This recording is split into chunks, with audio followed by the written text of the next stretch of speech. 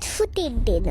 আজ অনেক লাদার জেগে গল্প শুনবো। ঠিক আছে, কিসের গল্প শুনবি? ভুটালে গল্প। ওহো, কারেন্টটা চলে গেল।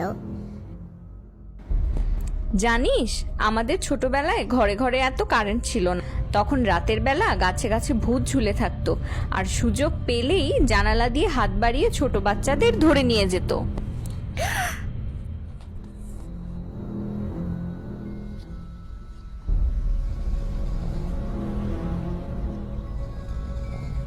বলে বাবালে, আমাকে কে চেপে ধরলো?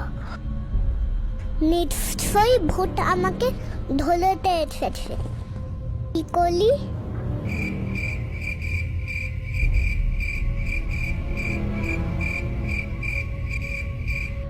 বলে ভূতের হাতা চেপে ধরে আমাকে কিছুতেই নিতে পারবে না।